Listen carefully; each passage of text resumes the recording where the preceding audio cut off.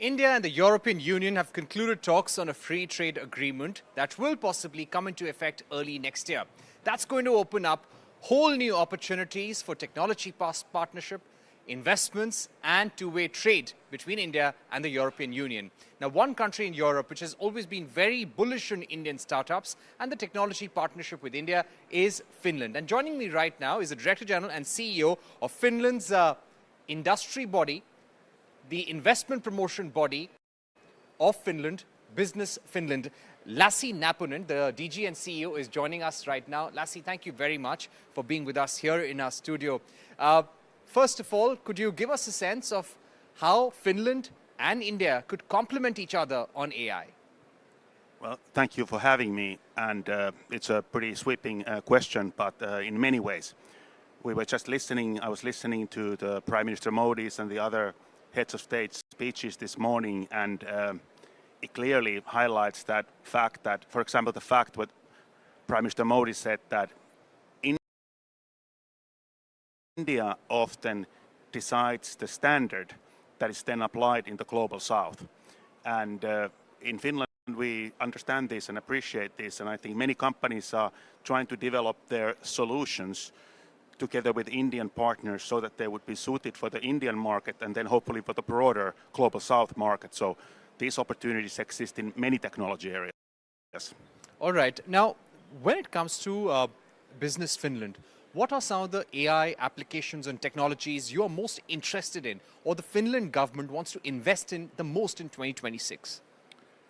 Yeah, well, in Finland we have a pretty robust manufacturing industry, unlike maybe some other places in Europe. And what I see in our funding decisions on a weekly basis, that many of the Finnish industrial companies are building AI applications to boost their industrial operations. It's more like embedded into the manufacturing processes rather than something that is visible to the consumer. But I would say that these industrial applications is one stronghold of Finland. And then, of course, in Finland, we have the Europe's second Ellis Institute, the top institute for AI research, and now through an M&A deal, the global AI lab of ADM, the other big AI global leader. Right. Could you give us a sense of how much is Business Finland setting aside for investing in AI companies? Our mandate to support companies' R&D is 800 million euros this year, which is for the country of 5.5 million. It's a significant sum.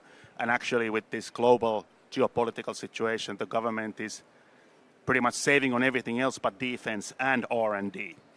And we use that mandate to priorities that have been decided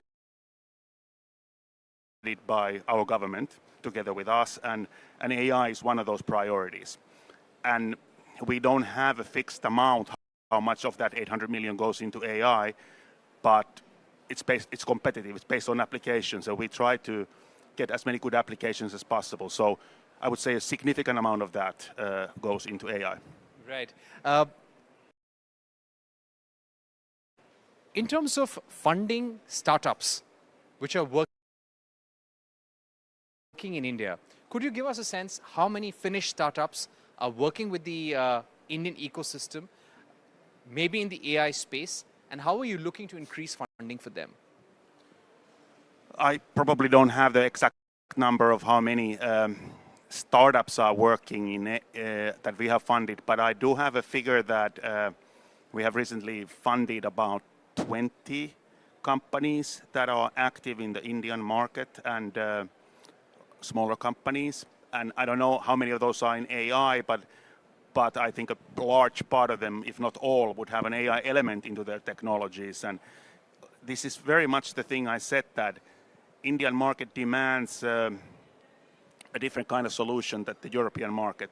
And then it scales out to the whole global south. So it's something we encourage, and we have a relationship with the Indian ministry that we do funding calls together, Finland and India, to boost market entry to Indian markets. Right. Now, around the world, there is a worry as to what AI will do to jobs. People will become unemployed. People will have to be upskilled for the future. How is Finland balancing those interests? And how are you using AI, or how do you hope to use AI to continue the economic growth of Finland? Yes, the disappearance of the entry-level jobs is certainly a global phenomenon, but it's not really maybe influenced Finnish economy that much yet. It will, and there is talk about that, and I think in the Finnish approach is to continuously educate people and support people, continuously educating themselves. So and also the economy is not dominated by those kind of entry-level jobs that might disappear with the AI. So it's not maybe the most acute problem, but we are more like trying to, through education, be leaders in applying AI and having people have those jobs that will be maybe created by the emergence of AI. Okay. I would like to ask you, how has your time been in India so far? What has been the biggest takeaway for you? Well, thank you for asking, because between 2005 and 2015 I was here a lot, mostly in South India, in Chennai and Bangalore, heavily involved in renewable energy projects and electronics manufacturing. And then it's been a break. I haven't been here, and now that I came, I can see the same drive and dynamism. Infrastructure and everything has developed a lot in 10 years, but the same hunger and drive exists. So I think that combining this India scale and maybe somehow Finnish quality and certain technologies is a really good match. And we as Business Finland encourage companies to try and leverage on that. Okay, my final question to you would be, now we've seen these AI summits. They've happened in South Korea, they've happened in UK, and they've happened in France, in Paris specifically. Do you somewhere feel that there is an issue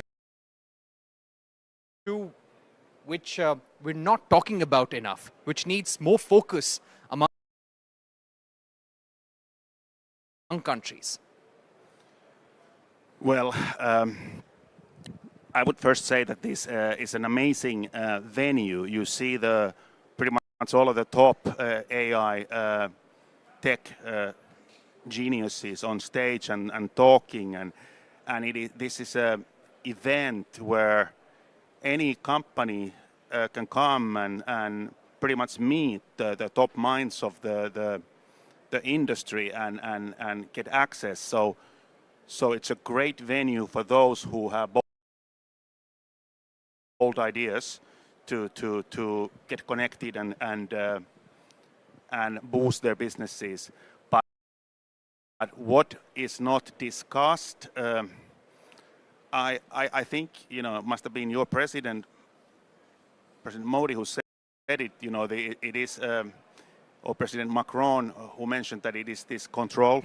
How do we control ethical AI? How do we keep the humans in charge of this? So I think that's when you think about investments, is that a guiding philosophy? Will we be able to control what we're investing in, what we're developing? Well, actually, that's a good question, but for us as an R&D funder, it maybe isn't. We look at more the pure tech and its potential. Then it's a little bit other authorities and regulators who have to task to then regulate how do we use this technology.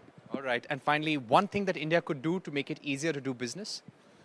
I think you still have some of the red tape and bureaucracy that is maybe slowing down